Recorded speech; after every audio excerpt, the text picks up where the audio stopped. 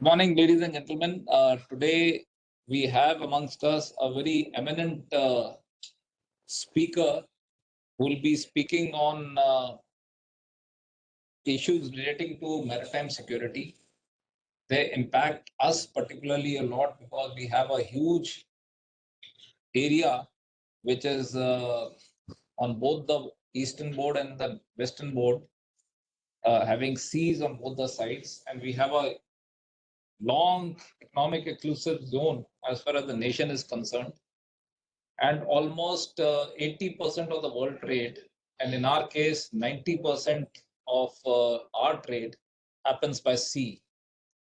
And we have amongst us a very eminent speaker who's traveled all the way from Asansol, who will be speaking to us on the issue of maritime security. And I'll now ask Dr. Ulupi to introduce the speaker to us. Thank you, sir.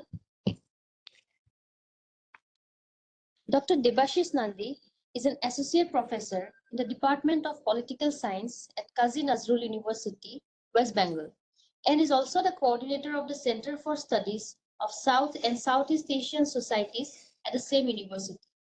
He is a visiting faculty member in the Department of Foreign Area Studies at Tajik National University, Dushanbe, Tajikistan. In 2022, Dr. Nandy served the Department of Japanese Studies at the University of Dhaka, Bangladesh, as the visiting faculty. He has been the visiting faculty at various universities across the globe, including the Frankfurt University of Applied Sciences, Germany, the Department of World Economy, St. Petersburg State University, Russia, and also Osaka School of International Public Policy, Osaka University, Japan. Currently, he is also a senior research fellow at Pan Asia Research Institute, Tokyo. Dr. Nandy was the adjunct fellow at the National Institute of Technology, Durgapur. He got the Best Faculty Award 2022 conferred by Kazi Nazrul University for his outstanding performance in teaching and research activities. Dr. Nandy has been invited as the visiting scholar by the Orient Institute, Lisbon, Portugal this year. So far, the professor has conducted 7 research projects funded by the UGC, ICSSR, Japan Foundation, Sumitomo Foundation, Japan, Kozo Gui Foundation, etc. He supervised 6 PhD scholars and 3 MPhil scholars. The professor has a wide range of publications, including Routledge, Palgrave, Macmillan, Springer Nature, Nova Academic Publishers, Manchester University Press, Peter Lang, Cambridge Scholars, Edinburgh University Press, etc. He has visited Bangladesh, Nepal, Sri Lanka, Thailand, China, South Korea, Indonesia, Malaysia, Philippines, Vietnam, Kazakhstan, Tajikistan, Hong Kong, Australia, Qatar, Kenya, Germany, Russia, Uzbekistan, France, and Switzerland. His research interests include India's foreign policy, energy security, human security, and refugee studies, South Asian politics, etc. Thank you, sir. All yours, Professor. Thank you. Very good morning to all of you. At the outset, I would like to convey my gratitude and thanks to CENJOWS for inviting me, especially DG sir, and the other dignitaries and the fellows of CENJOWS. This is my 3rd visit to CENJOWS within 1 year. I am grateful to CENJOWS for once again for inviting me to share my views on the said topic. Today, I will be speaking on cooperation and competition and the challenges in India's maritime security in a changing global order. So basically, today, what I will focus, that is the how India's maritime security is important and what kinds of challenges India is facing currently and what kinds of cooperation can be done with the help of other countries, Indian national littoral states. And before going to the discussion, at first, I would like to discuss why maritime security is important. Already, DG sir mentioned the importance of the Indian Ocean and the importance of the maritime routes, trade routes. Most of the trades in the today's global order is done through the sea routes. vital sea lanes and 80% of the global trade. And we know about the blue economy. We know about the importance of blue economy, and we know about the security threats in the Indian Ocean and the adjacent areas, and why India is now concerned to enhance its multi-layers security measures with the help of the other Indian Ocean littoral states, and what are the major challenges. And basically, the idea of Indian Ocean is not new, it is old one. But what is new? The importance of Indian Ocean, which has been coined and identified by Sardar K.S. Panikkar. He was an eminent historian, he was a diplomat, he was a seasoned statesman who firstly identified the importance of the Indian Ocean, how it is important to India's territorial security, its strategic importance, its economic importance. In 1945, he wrote a book, India and the Indian Ocean. In that book, he particularly identified several things. Number one, initially he wanted to he wanted to offer a historical outline and the emergence of the civilizational relationship between the Indian Ocean and Indian Ocean littoral states. Then he moved to uh, award the people or Indian policymakers why it is important, its strategic location and the maritime consciousness. Before him, no experts of India talked about the maritime consciousness, why we should conscious about our maritime security.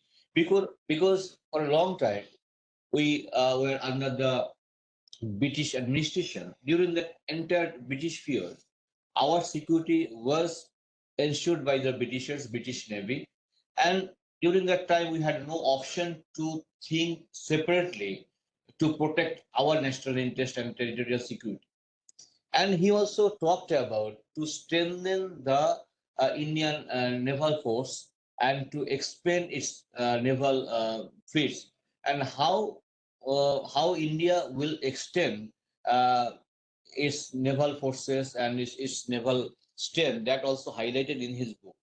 After that, the Indian policymakers thought that yes, we will have to strengthen. But initially, we had no option. We had no financial capacity or indigenous technology to promote to strengthen our maritime security, to strengthen our naval forces, because the lineage of British naval forces already followed or continued by the Indian Navy. But thing is that the entire system of the British naval forces got become changed later on, because India realized initially, basically, India followed the Nehruvian policy, sir.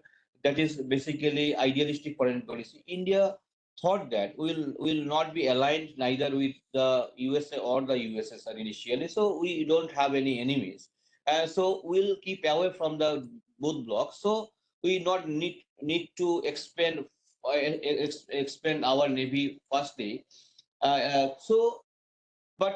So India thought that whenever we will be economically empowered, we will continue our activities in the Indian Ocean. We will expand our strength. But later on, when India realized Indian Ocean has become the field of rivalry of the superpowers or extra regional powers like the USA and the USSR, because after the withdrawal of the naval forces, British naval forces from across the Indian Ocean, then power vacuum was created.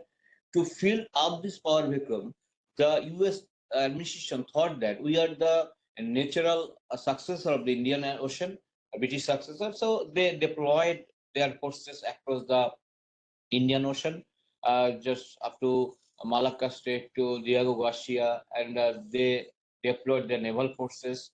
They occupied some unknown, unclaimed islands. So in this way, they actually started the power rivalry, and later on, China also started to deploy their naval forces across the Indian Ocean.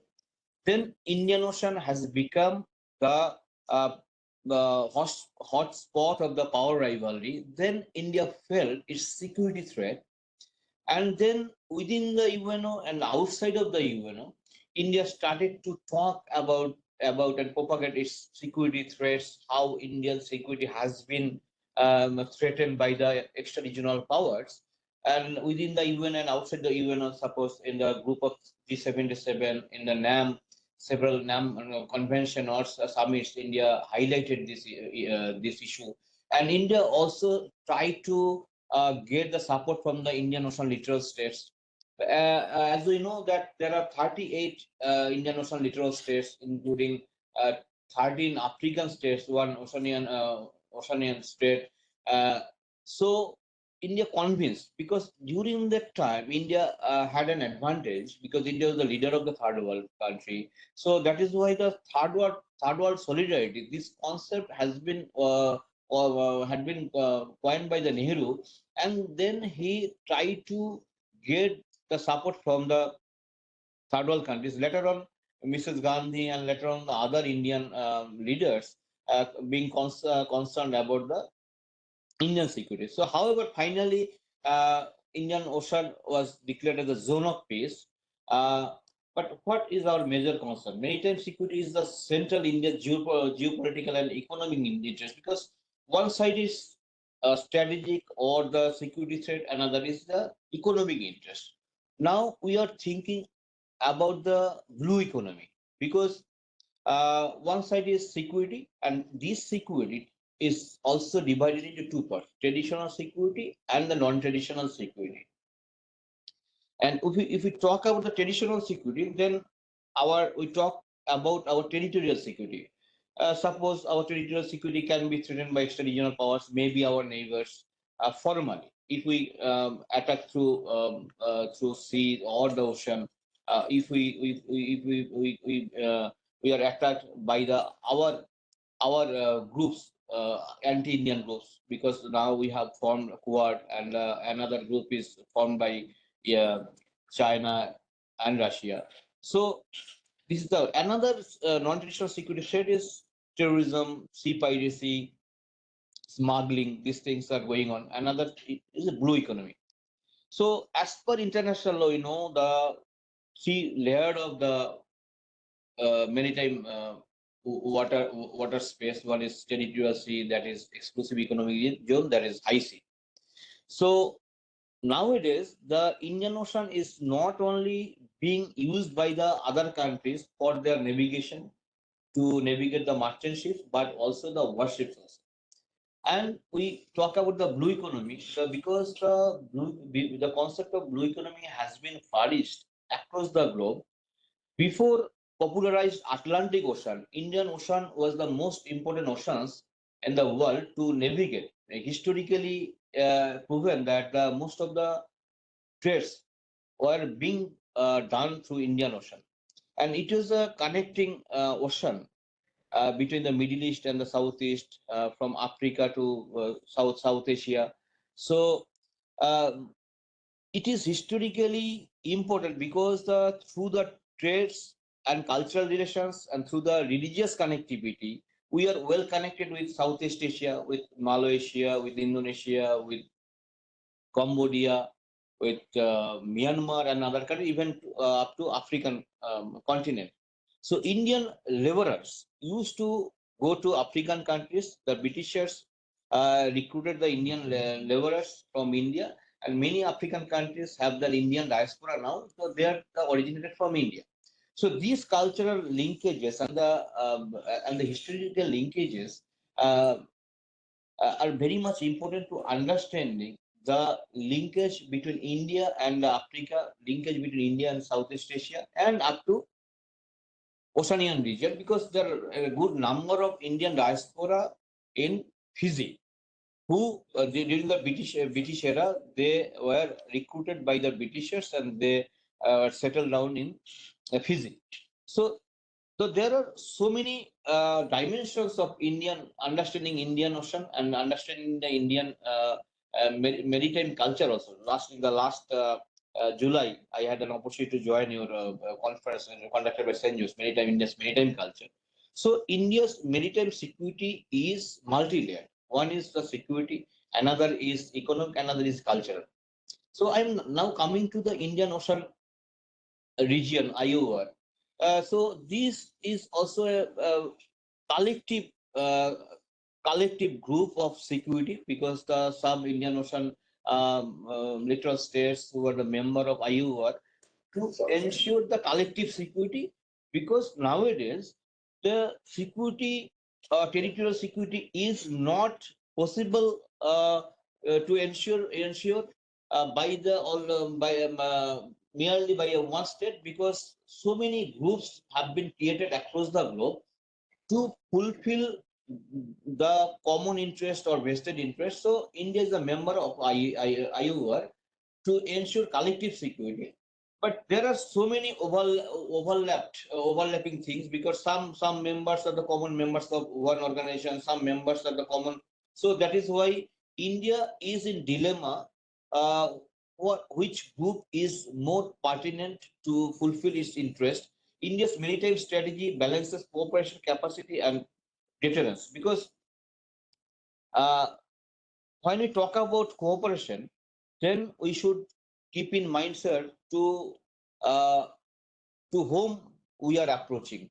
Whether that state is reliable state, that state has, whether that state has capacity, or that whether that state has a good relations with India historically, or that state is aligned with our enemies. So this is the problem and the capacity. Suppose we are very much close to Maldives now, Sri Lanka now. We are conducting joint naval exercises. But thing is that Maldives is not is very vulnerable country. So Maldivian naval force is very much vulnerable. I will talk about it. And we are also approaching Seychelles, African, the very smallest one. We are collaborating with Tanzania and other Indian Ocean littoral states of African continent, whether the reliability of our partners and the capacity of our partners.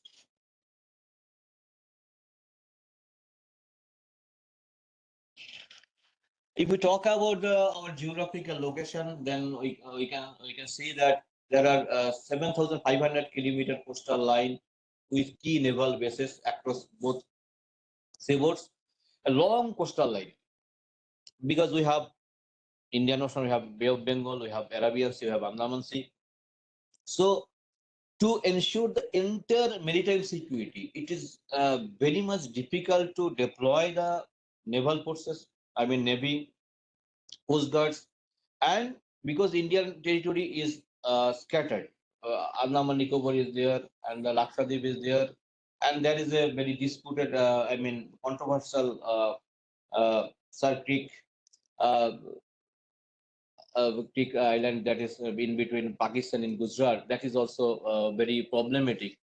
To And there are some islands with Bangladesh, and in 2000, after long debate, some disputes have been resolved with Bangladesh in 2014 in Sundarbans areas, because Sundarban is a common forest between India and Bangladesh.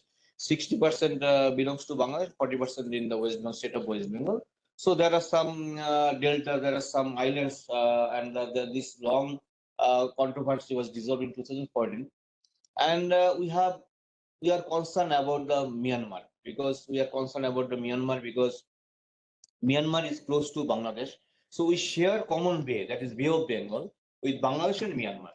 So Chinese naval bases are very much active in Myanmar, in the southern part of Myanmar, the Bay of Bengal. So the security of eastern Indian cities like Guwahati, Kolkata are being threatened due to the Chinese presence. So we are concerned about Myanmar. We are concerned about Bangladesh now. Bangladesh is our immediate neighbor. As we know that Bangladesh was created by India, and with the help of Indian naval force and the Indian army. But now the scenario has been changed. So why Bangladesh? I'm talking about the importance of Bangladesh regarding India's maritime security. There is the island, that is Saint Martin Island, southern part of Cox's Bazar of Bangladesh. So for a long time, Chinese government is demanding to the government of Bangladesh to give lease this island to China. America is also requesting to government of Bangladesh to give this island to America.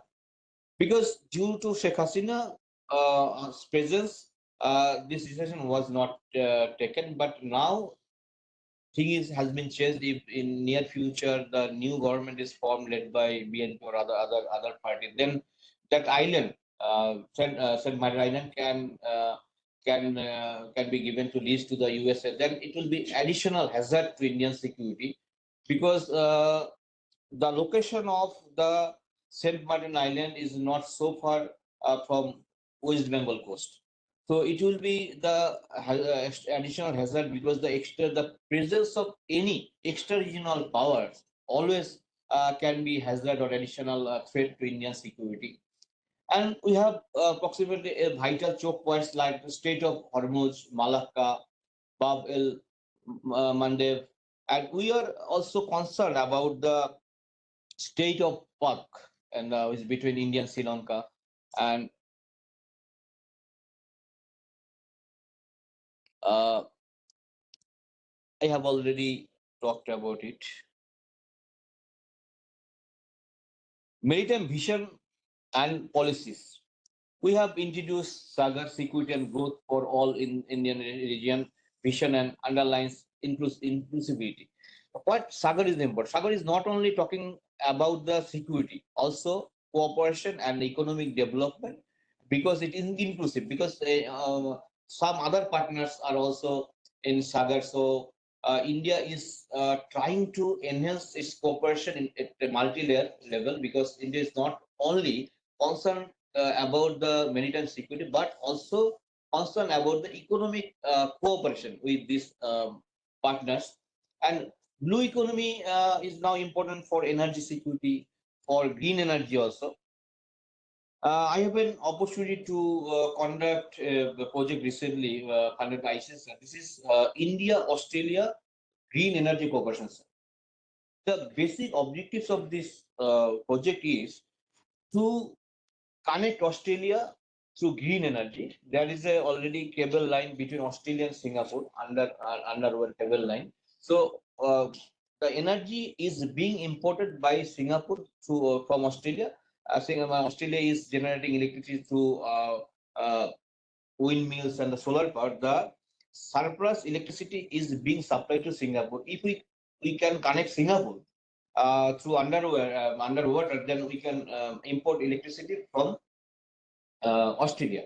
So we can export the natural resources of Indian Ocean in cooperation with the other partners.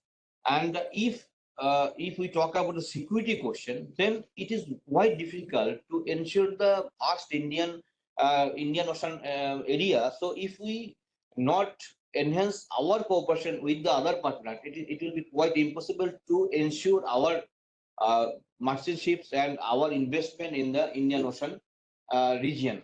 So that is why we are searching more and more partners, reliable partners, to ensure our blue economy. And India's Indo-Pacific outlook integrates strategic and economic cooperation.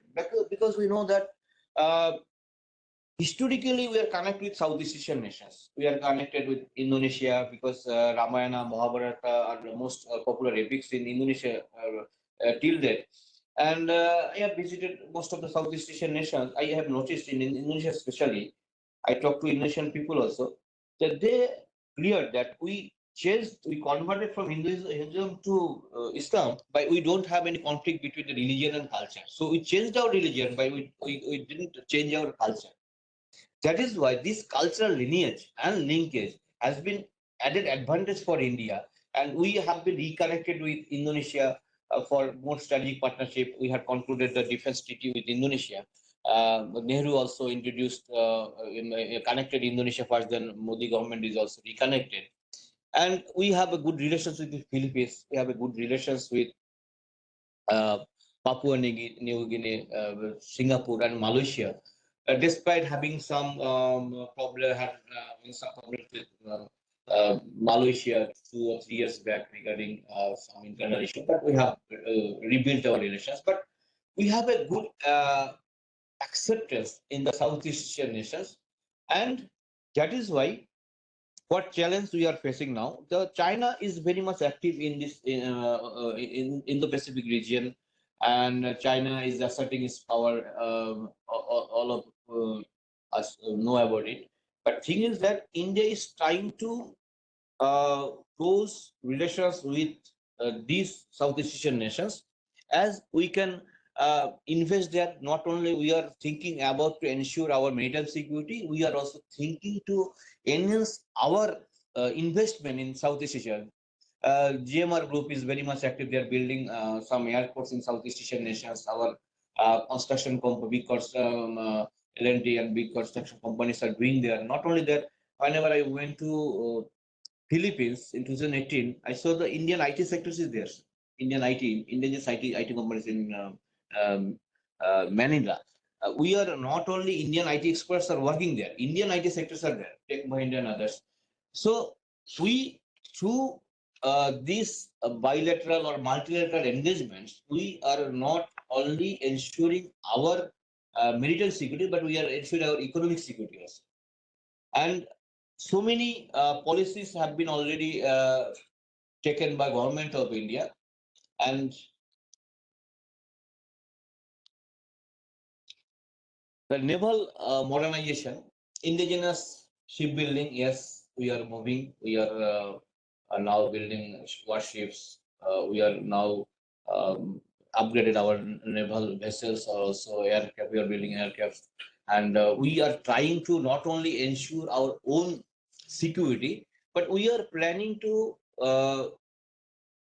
sell out our ships and vessels to our countries. We are searching the markets. Africa and the South East Asian countries can be a very good market for Indian selling Indian warships, and we are in close ties with uh, these countries, and we are focusing on the network, Arctic warfare, and the sea-based deterrence and expansion of Andaman and Nicobar for strategic reach. Because before tsunami, government of India started to build air force near Nicobar Island. Due to tsunami, it was just unfolded, and people came to know what happened because it was a hidden agenda or strategy of India. But India is restarted it because India is very much concerned the security of Andaman Sea and the adjacent areas due to the Chinese presence and the growing Chinese presence in the Andaman Nicobar area.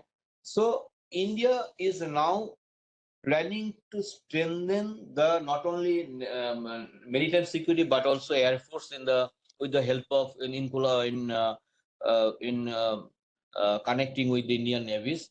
And India is now strengthen or develop the infrastructure of Andaman and Nicobar, because Andaman and Nicobar is not only geographically or strategically important. Now tourism, through tourism, the economy of Andaman is being changed because the new airport of Andaman is built few years back. It is very much attractive and lucrative. So the foreign flights are being invited. So if the entire economy of Andaman is changed through tourism, then the security will also be strengthened because India will generate revenue from Andaman. That revenue can be spent for the defense system. And now, because we are talking about the tourism, because tourism is has two dimensions. One is business and revenue, another is security.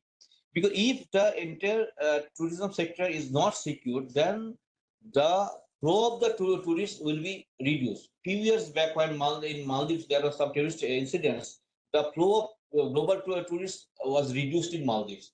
So it badly affected in the Maldivian economy. So if Andaman, government of India is projecting Andaman even to some extent Lakshadweep also tourism, because Malaysia earns 13.5% of its revenue from tourism every year. If we strengthen, we have a lot of potentialities. We have ocean, we have sea, we have mountain, and we have desert, a lot of forest. So India has immense potentiality in terms of geographical location, natural beauty. So if we can project properly, if we can build the proper infrastructure in Andaman and Nicobar, it can be one of the most popular destination for global tourism. So India is looking forward it. So to ensure the entire tourism sector, government of India is looking forward to strengthen its security. Cooperative framework, as we know that word was for 2007. It is not a defense platform, or it is a strategic platform. It is not like NATO or CO2. So it is based on understanding and mutual respect. So now the existence of a future of what has been questioned due to the American policy and the American attitude towards India. And America is now trying to create more and more forums like what with Philippines also, including Philippines. We don't have enemy to Philippines. Now, the thing is that the idea of Quad, which was initiated in 2017, that has been challenged now. And another complication has arisen because of the India's relations with Russia. Russia is not our enemy, but Russia and China is together. But we are also with Russia and with USA also. Now, conflict has been raised. We are in dilemma. What is to be done? So India is trying to make a fine balance between Russia and the USA. And after the commencement of the Ukraine crisis, several times India has been uh, questioned by the American administration why India is continuing its relations with Russia. India had made it clear this is my strategic autonomy. So uh, that is now in this context, I would like to raise a question. This is the capacity of a country. And because India can bargain with USA, India can bargain with Europe, India can bargain in a position to bargain with Russia. So these big powers can impose their decision over India. India had made it clear. So India is now just monitoring the situation. India is trying to search the alternative options. In every time we know in international relations, in the strategic relations, nothing is static. So India is searching the alternative partners to strengthen further collaboration. India is opening its options.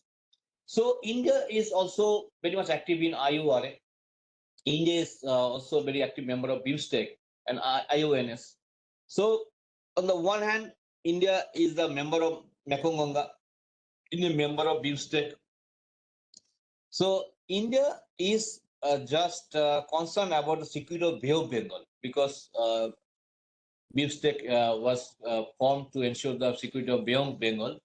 So, thing is that now the relations between India and Bangladesh has been deteriorated. So, the future of BIMSTEC has been also challenged. That is why India is searching the alternative options.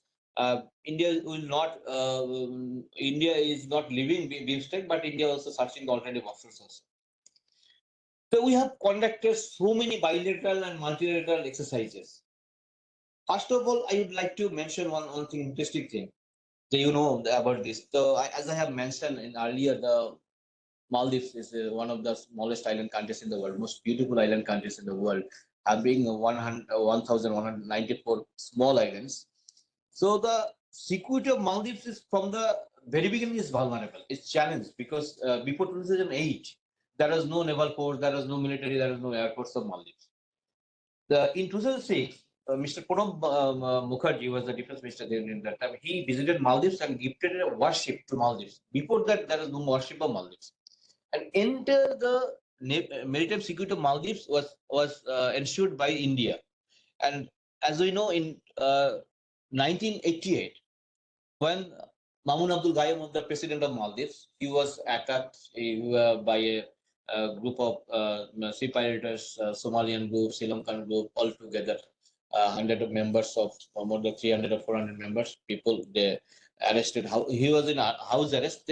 There was no force to chase these sea pirates in Maldives.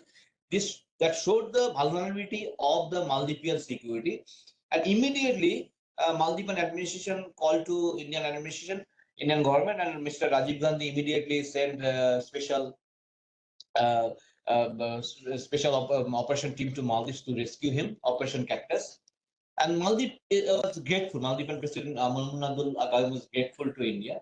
Later on, also this government is also continuing its cooperation with Maldives, because after being the Prime Minister, Mr. Modi was concerned about the security of the Indian Ocean littoral states, especially Sri Lanka, Maldives, along with the small African countries. He visited Seychelles, Mauritius, and other countries, Maldives also. And he thought that if these regional small countries' naval security is not ensured, that India security will not be ensured. That is why bilaterally India built cooperation with Maldives, with Sri Lanka, and trilateral. We have trilateral cooperation naval exercise with Maldives and Sri Lanka.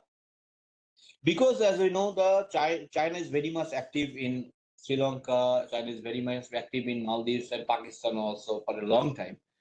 Even in Bangladesh now, for a long time, Bangladesh is purchasing warships, aircrafts, even submarines from China. So to change this Chinese defense trade with South Asian nations, India is trying to enhance its defense market to sell out its arms and its warships to South Asian countries.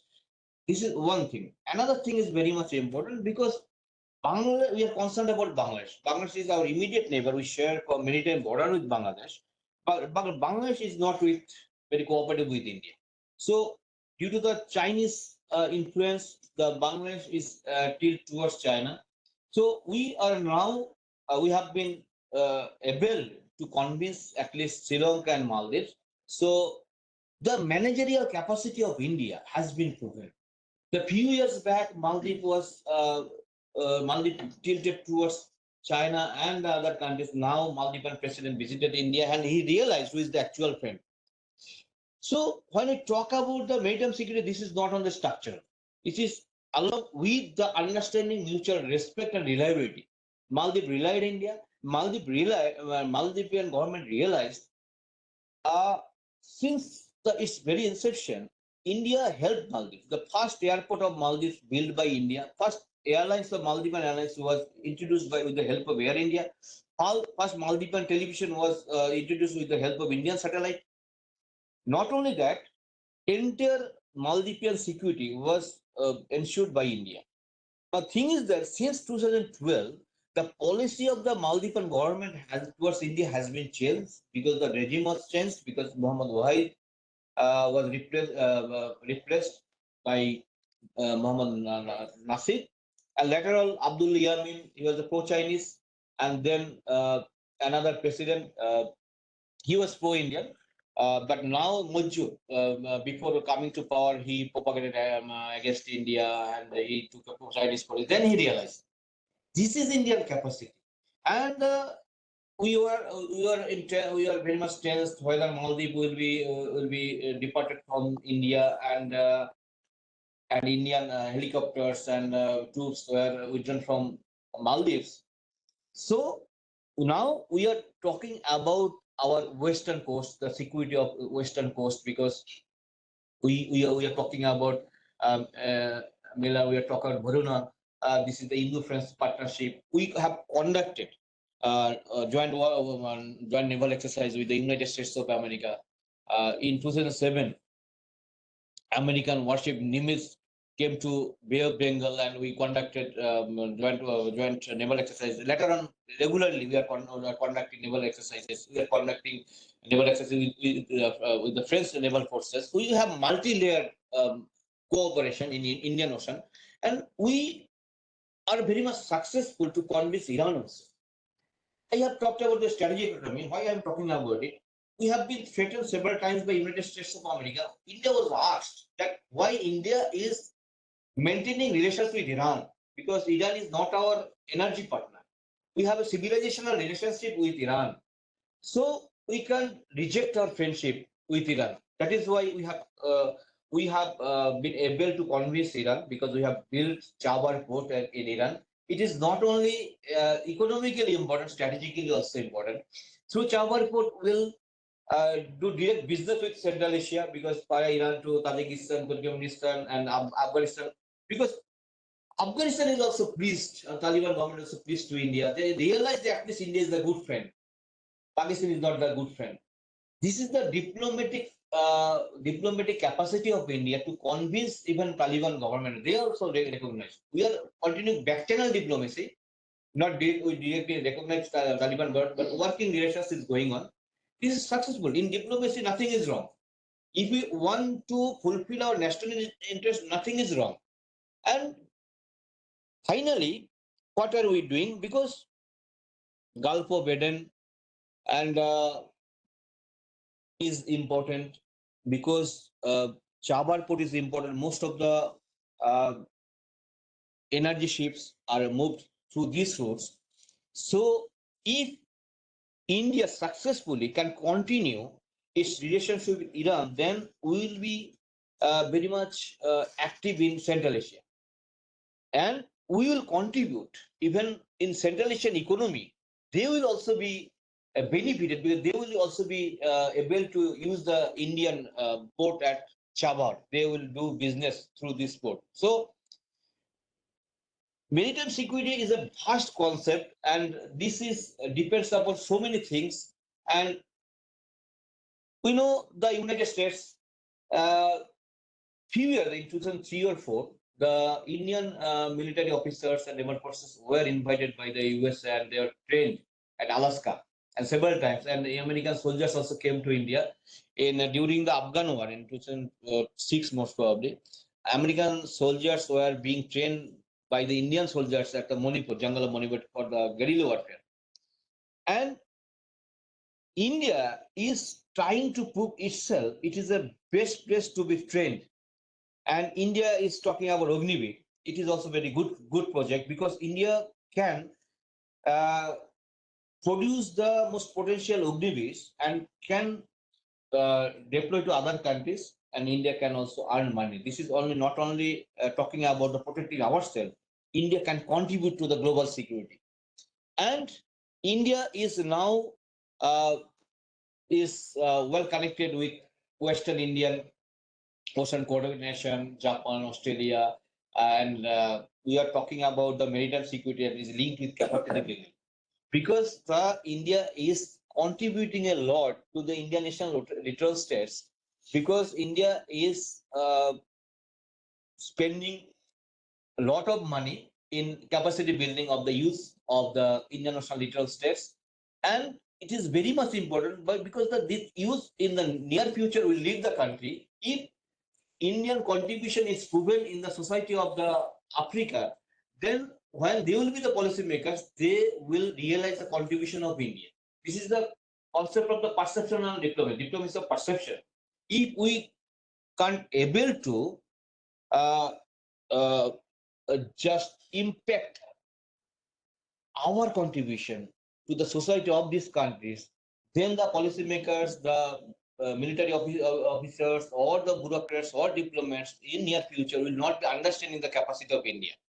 So sometimes our diplomacy of perception has been failed. That is why India is continuing its perceptual diplomacy to manage the society of this country. And that is why we are not only just connecting these countries through maritime security, through defense treaty and trade, we are connecting the people of this country through our various multidimensional contribution. We are very much concerned about the Chinese maritime expansion because King of Pearls and the Chinese maritime Silk Road and BRI and Chinese presence in South China Sea. But what is the difference between the China and India? Why India is respected? Because Indian Ocean is in the name of India, but India never claimed this is my ocean.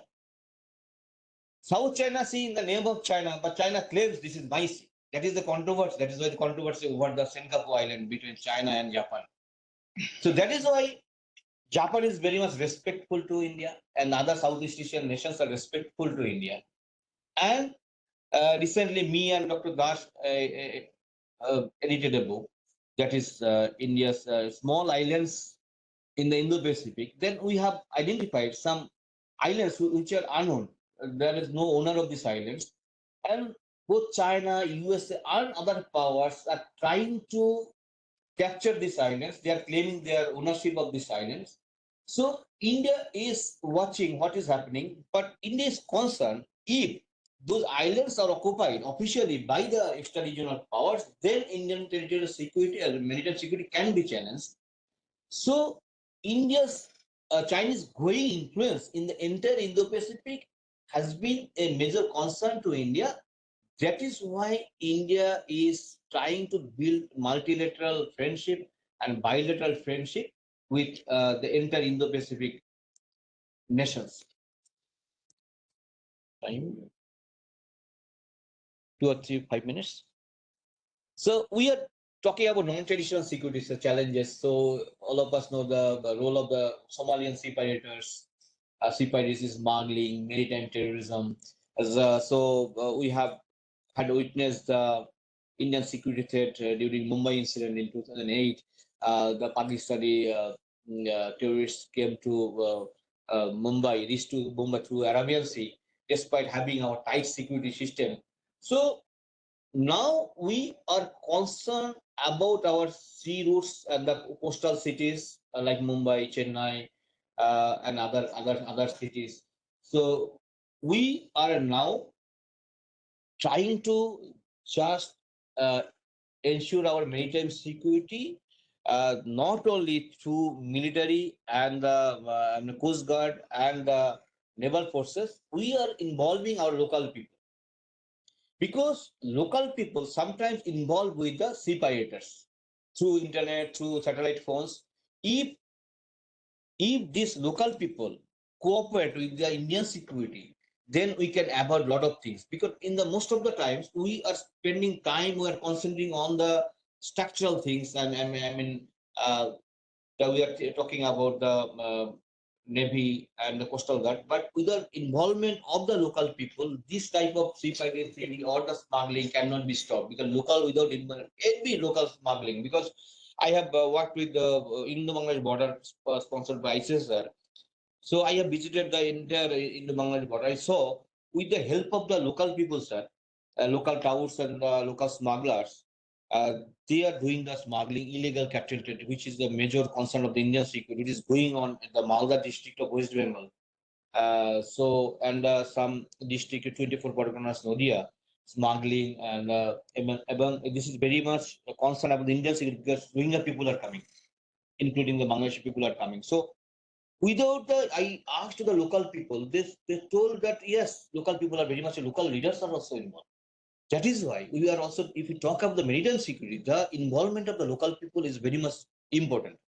And we can, through this, we can also build the maritime culture. We can develop the local economy through the development of tourism. And we can also talk about the disaster management, because we have witnessed tsunami, and we have witnessed cyclones in Bengal, Amphan in 2020. A lot of disasters that happened. Many houses destroyed, many agricultural fields totally non-productive, and mangroves of Sundarban totally destroyed. So one of the major part of the maritime security is to protect uh, our houses, our forest area, and inhabitants. So this is also needed to cooperate with Bangladesh also. When Modi visited Bangladesh in 2017, talked to Sheikh Hasina, and they talked about the security of the Sundarban area and the mangrove, security of the mangrove, because maritime security is linked with ecological security, environmental security.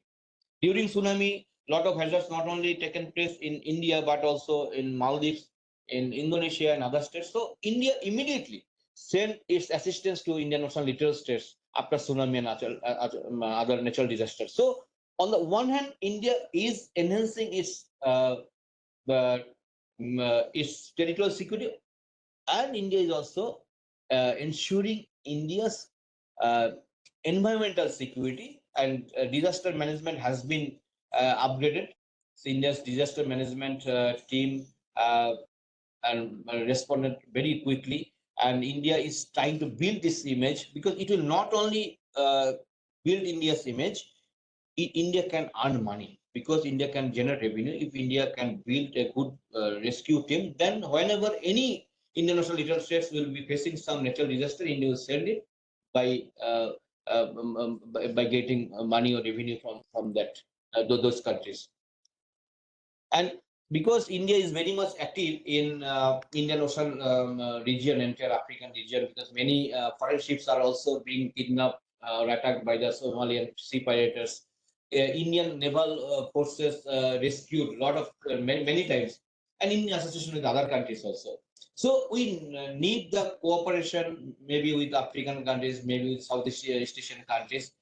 But India is continuing. This is continuous process. We can stop this process, and we are upgrading our technology to locate the victims and who are the separators, who are our enemies. Our satellite are going on, and our satellite and our intelligence is very much active. That has been proven last year when a Chinese spy ship came into Hambantota port in Sri Lanka and immediately identified, and India defunct the entire radar system of the Chinese spy ship.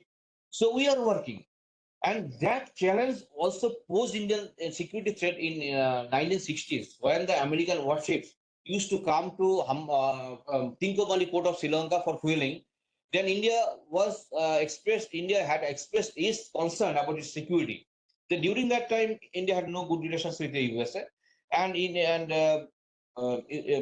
Mossad, the Israeli intelligence, also came to Sri Lanka, and the American warships used to come.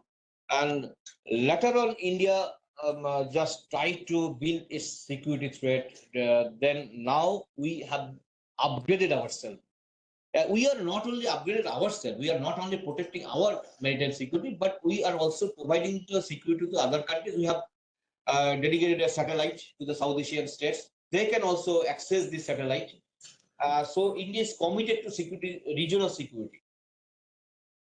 Policy challenges, yes, we have some policy challenges. We are this is a continuous process. We are changing our dimensions. We are coordinating among the multiple maritime agencies.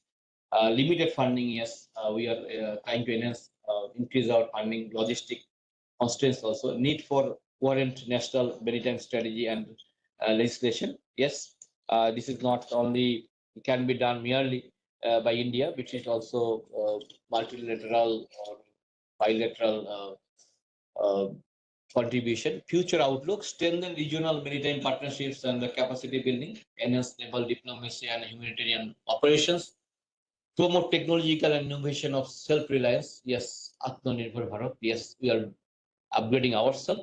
Our technology will be used in near future. Not only we will ensure ourselves, we will ensure the entire Indian Ocean region will contribute to the Indian Ocean security. And in conclusion and recommendation, I can say India's maritime strategy is evolving towards provocating engagement, cooperation, and deterrence must be coexist in the era of shifting power. Maritime strength is essential for India's security and prosperity. And I must say, India is moving in the right direction, and from an emerging power, we'll be able to prove ourselves as a superpower.